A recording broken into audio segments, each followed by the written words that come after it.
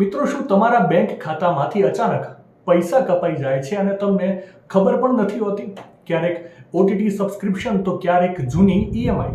હવે ટેન્શન છોડો, કારણ કે આરબીઆઈએ બેંકોની મનમાની પર લગામ લગાવી દીધી છે. હવે તમારી પરવાનગી વગર ₹1 પણ ક્યારેય નહીં કપાય. નવા નિયમો મુજબ હવે કોઈ પણ ઓટો ડેબિટ પેમેન્ટ કપાય તેના 24 કલાક પહેલા તમારા ફોન પર એક ચેતવણી એટલે કે SMS આવશે, જેમાં લખેલું હશે કે કોણ પૈસા કાપવાનું છે અને કેટલા કાપવાના છે.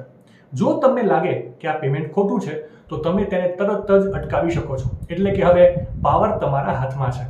હવે વાત કરીએ પેમેન્ટ લિમિટની, તો જો તમારું પેમેન્ટ ₹15,000 સુધીનું છે તો વારંવાર ઓટીપીની માથાકૂટ હવે નહીં રહે. પણ હા, ઇન્સ્યોરન્સ અને પ્રીમિયમ કે પછી મ્યુચ્યુઅલ ફંડ જેવા મોટા કામ માટે આ મર્યાદા વધારીને ₹1 લાખ કરી દેવામાં આવી છે. એટલે કે સુવિધા પણ અને સુરક્ષા પણ.